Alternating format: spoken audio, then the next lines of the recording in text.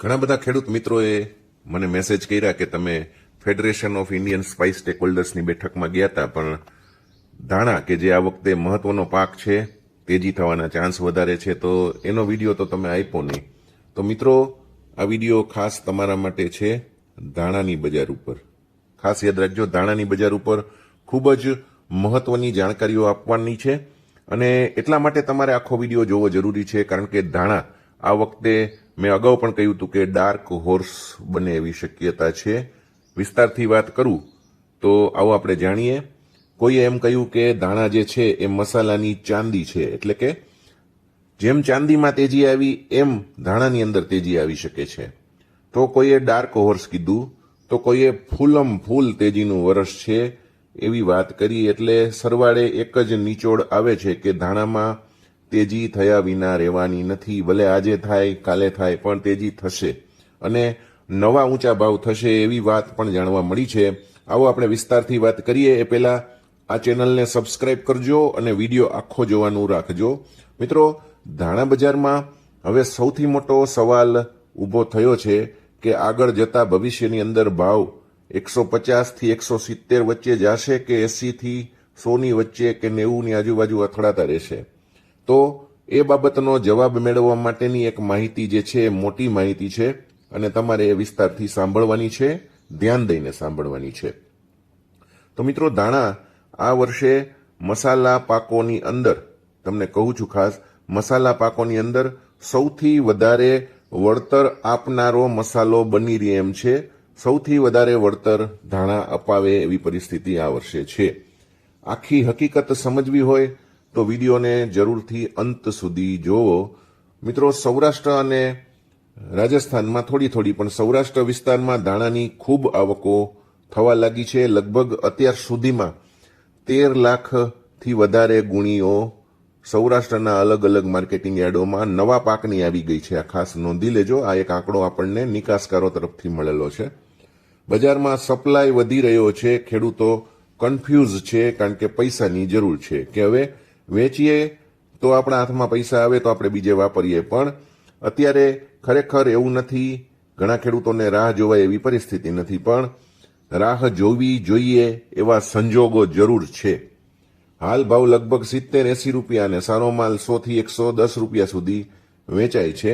પણ સૌથી મહત્વની વાત ઉત્પાદન અંગેની તમને કરું તો ફીસની બેઠકમાં જે ઉત્પાદનનો અંદાજ આવ્યો છે એની વાત તમને કરવી છે. તો ગુજરાતની વાત કરીએ તો લગભગ બધાનો સર્વસામાન્ય અંદાજ એવો આવ્યો છે કે 45 થી 50 લાખ ગુણી આપણે જે ધાણાની છે એ ધાણા 45 થી 50 લાખ ગુણી ગુજરાતની અંદર પાકશે. આંકડો અત્યારે પાકા પાયે સૌ કોઈ કહી રહ્યા છે. રાજસ્થાન અને મધ્યપ્રદેશની અંદર 90 થી 95 લાખ ગુણી પાકી શકે. ગુજરાતનો અંદાજ 45 થી 50 લાખ ગુણી મુકાય છે. આમ કુલ ઉત્પાદન 80 થી 85 લાખ ગુણી આજુબાજુ આવશે એવી વાત બહુ સ્પષ્ટપણે છે અને બધા જ એ લોકો સ્વીકારી રહ્યા છે. અને જૂનો સ્ટોક 80 થી 85 લાખ ગુણી વચ્ચે છે. એટલે આ સિઝનમાં કુલ સપ્લાય પુરવઠો કુલ 160 થી 165 લાખ ગુણી વચ્ચે આવવાની ધારણા છે. એની સામે બજારની અંદર માગનું તત્વ જે છે 160 થી લઈને 180 લાખ ગુણી જેટલું રહેવાની ધારણા છે.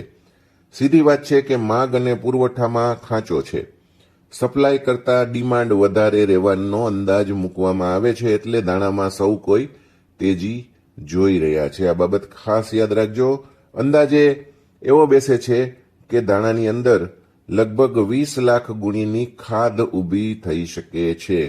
આ સિઝનમાં જ્યારે ડિમાન્ડ નીકળે મસાલાવાળાની, હવે ડિમાન્ડ શરૂ થવાની જ છે હોળી પછી, તો આ બધું માગ અને પુરવઠા વચ્ચેનું જે અંતર છે એ મોટું છે. એટલે તેજી થવાનું બધા માની રહ્યા છે. એટલે બજારને એનાથી ટેકો મળી શકે છે. રાજસ્થાનની મિત્રો વાત કરું તો મેં જેમની સાથે વાતચીત કરી હતી નિકાસકાર સાથે, એમણે એવું કહ્યું કે ધાણાનું વાવેતર વર્ષો વર્ષ સતત ઘટતું જાય છે, કારણ કે સરસવના ભાવ ધાણા કરતા સારા મળે છે. ધાણાની અંદર કલર ઉડી જવાનો ડર હોય એટલે વેચી નાખવા પડે, પણ સરસવનો પાક રાજસ્થાનના ખેડૂતોને સારું વળતર અપાવે છે. એટલે સરસવની ખેતી વધી ગઈ છે અને ધાણાની ખેતી ઘટી ગઈ છે. પહેલા લગભગ ધાણાનું વાવેતર 2 લાખ હેક્ટરમાં કરવામાં આવતું હતું એમના અભ્યાસ પ્રમાણે, પણ હવે લગભગ 30-40 હજાર હેક્ટર સુધી જ દાણાની ખેતી સીમિત રહી ગઈ છે, કારણ વરસાદથી ક્વોલિટી ખરાબ થવાનો પણ ભય છે અને સરસવની ખેતી તરફ વળવાનો પણ અત્યારે ખેડૂતોનો જે ઝુકાવ છે એના કારણે. એટલે સરસવ અત્યારે ત્યાં હોટ કોમોડિટી બનતી જાય છે અને દાણાનો વિસ્તાર ત્યાં ઘટતો જાય છે, પણ દાણાનો વિસ્તાર સૌરાષ્ટ્રમાં વધતો જાય છે. વિદેશમાં આ વર્ષે મિત્રો વાત કરું તો પાક ઓછો છે, ખાસ કરીને બધે જગ્યાએ પાક ઓછો છે એટલે આપણો નિકાસ થવાનો ચાન્સ પણ છે. રશિયાથી આપણે ત્યાં આયાત જે થોડી ઘણી થતી હોય છે એ ઓછી થઈ જશે અને આપણી નિકાસ લગભગ 15 લાખથી 18 લાખ ગુણી વચ્ચે થવાનો અંદાજ મુકાય છે. હાલનો ભાવ 70, 80 કે 110 રૂપિયા સુધી છે. લાંબા ગાળાની મિત્રો ધારણા વાત કરું તો બધાની જે આગાહીઓ છે એ પ્રમાણે 145 થી 150 રૂપિયા સુધીનો ભાવ થઈ શકે છે. હું જે નિકાસકારોને મળ્યો છું એમાંથી કેટલાક લોકોએ 160 રૂપિયા સુધીની તેજી પણ મને કહી છે.